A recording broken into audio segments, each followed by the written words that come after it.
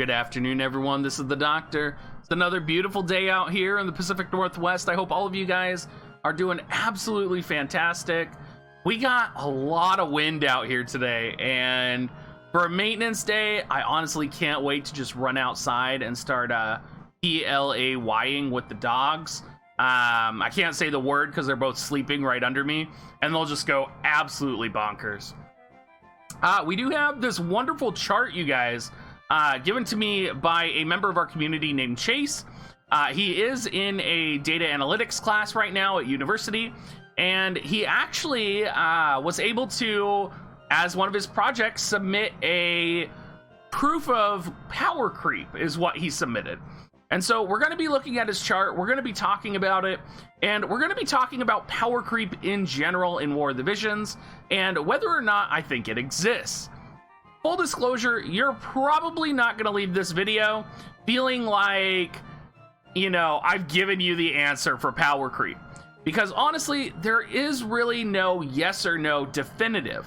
So if you're feeling like I'm absolutely wrong and you need to tell me, drop a comment down in the YouTube section. So if you've looked at the chart, which I imagine most of you guys have already, you'll see that it's based off of total stats. Now, if we're looking at just total stats, we're going to be looking at starter characters in global compared to JP characters, which are going to be all the characters that are, some are currently out, some are coming in the future. And if you just look at the raw graph, right?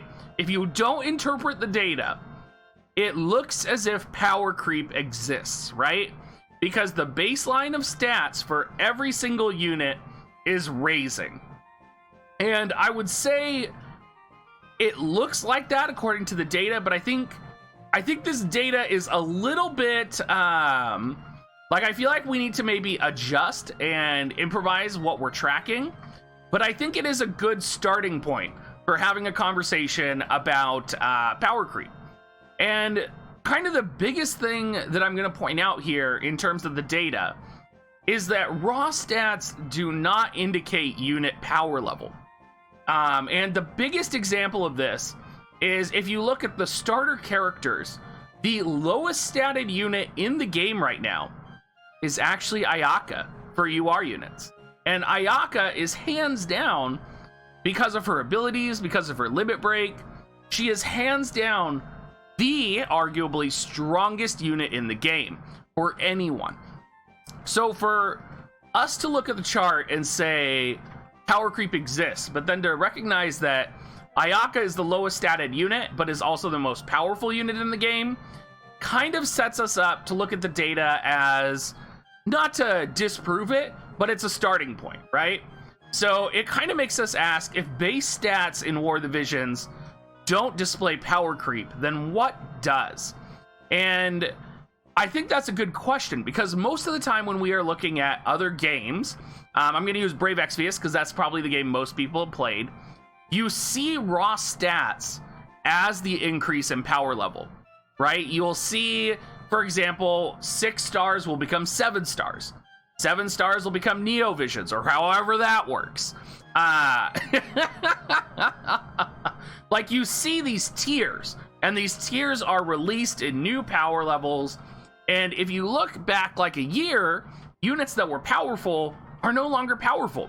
I always think in Brave Exvius about how excited I was that I had Barrage and I had Bartz at 5-star.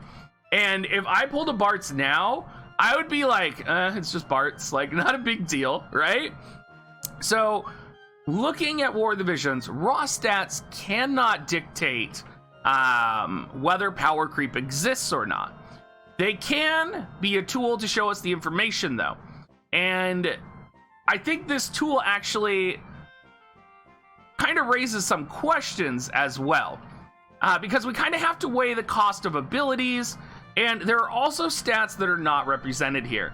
So the stats that are in this chart, if I can pull it up here, the stats that are in this chart are going to be attack, magic, agility, dexterity, luck, and modified HP, where modified HP is the HP of the unit divided by the max HP of all characters times 100. Now, there are some very important stats here that are not included. That's going to be defense, spirit, critical hit rate, accuracy, evasion. These are all critical stats. So if we were going to measure power creep in this way, we would have to acknowledge that those stats exist and they have a value to add to total stats. Very similar to how HP was calculated, we would have to have an evasion calculation. And we would also probably want to build an optimal form of the unit with optimal equipment, because equipment is also a significant factor. And I'll use Victora versus King Elda, for example. Victora with Ice Lance is going to have both 15% pierce modification to her damage and 30% ice modification to her damage. Whereas King Elda is only going to have 15% pierce modification damage, right? Because there's no Fire Lance for King Elda. There's no Fire Lance. He has no access to that. So there are units that have access to equipment, to pieces of gear that other units don't have access to, that significantly enhance their capabilities, that also kind of show power creep. I think one of the biggest power creep moments in War of the Visions, if we could call it power creep, was when Victora was released. Because not only did Victora get released, she was released with an Ice Lance that added, essentially, if you plus 5'd it, 45% damage modification to her attacks. That is substantial, everyone. That is so substantial. And I honestly, like, even when we're talking about base stats, how those stats are located are critical as well. I mean, you can see how high ranked Eileen is on the chart, or how many stats she has. And as much as the Church of Eileen and Oron J love to worship their Eileen, the reality is she is not a meta unit right now. And it's interesting to me to also look at double cost units with this lens as well, right? Because you notice that Ruinstern's stats are also not the highest. You notice Gilgamesh and Thancred, though. Thancred was the highest status global unit on Global's release, and he remains one of the highest statted units on JP as well.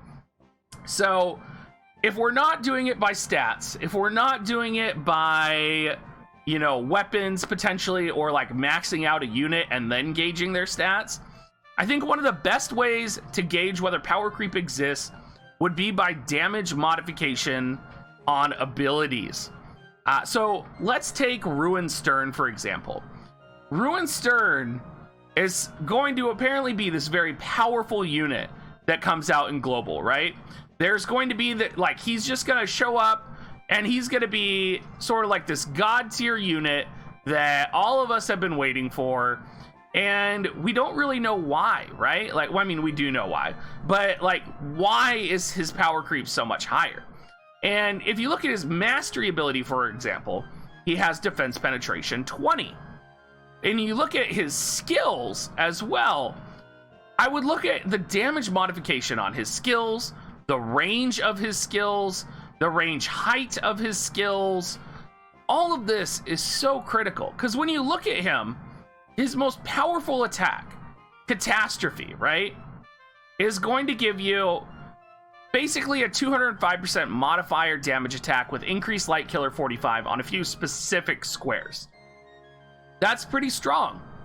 But then if you also compare like other units that have attacks, their max attack damage hits 200% usually, or 180%. So is that power creep that he has a 205% attack? That might be another way to think about it.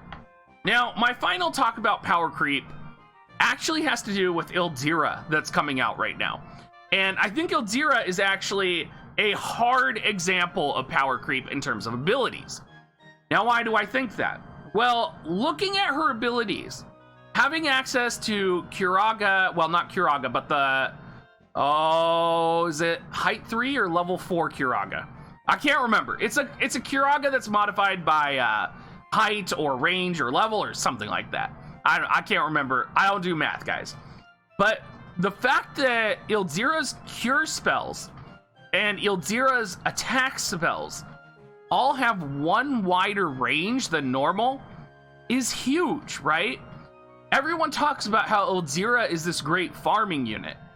what makes her great? It's because she has these modifications to her abilities. Because all of a sudden these abilities are instant cast that are equivalent to spells that are being cast, right? They're the same modifier almost. They're wider range. They do have some drawbacks, right? Like level 4 Holy or level 3 Holy. They don't have the guaranteed hit that regular Holy does, but they hit a 4 square radius, or they hit 4 squares around the target. They hit 5 squares total, right? Instead of 1 square. So there's all of this stuff to think about that is extremely hard to quantify. And I'm curious to say how you guys would quantify this for War of the Visions. How you would quantify power creep. Because I don't think raw stats is the best way to do it. But I feel like we have to do some combination of like targeted stats. So like maybe attack value.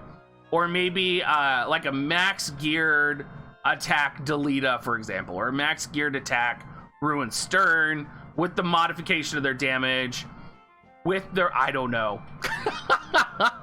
It would be so complicated. I can't even talk about the damn calculator unit, you guys. Thanks for watching my video, everyone. I know this was a little bit weird, a little bit different, and that's okay. I did want to do a video on it, though, just because I had access to the chart, and I thought this would be something really cool to show you guys in terms of max stats in comparison to Global Beginning and new units that are coming out. And, of course, if you guys are new to the channel, make sure you hit the subscribe button. Make sure you come to our Discord, leave a comment down below. And, yeah, if you're going to buy Visior, use my affiliate link, dig.gs/coins or dig.gs/offer. Thank you so much, everyone.